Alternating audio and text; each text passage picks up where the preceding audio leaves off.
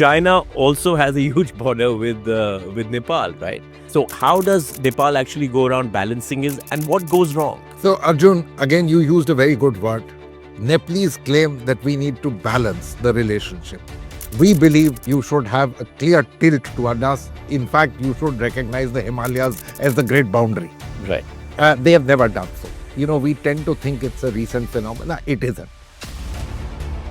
India is not part of the Security Council. We are not part of We are not a permanent member. We're not a permanent member. We're not in that the club of five that they have.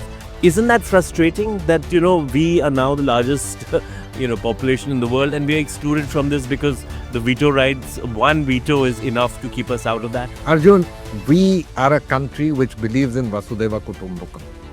We are not disruptive. We want to go along with the system and claim our rightful place. And in a power game of nations, it's not just good enough that you are good. It is for the others to recognize that having you inside the tent is better than having you outside the tent. Right. I see that also happen. Climate change is something that we all know is happening, whether it's the droughts, whether it is extreme temperatures, whether it is the cyclones that are taking place. It's a major challenge. How is it viewed from an India perspective? So Arjun, let me say what the world says. Perhaps one of the greatest challenges that the world has faced. And we are talking about anthropogenic climate change caused as a result of our own action. Right. If a scientist tells me this is the problem, if a good doctor tells me that this is the problem, I have to believe him.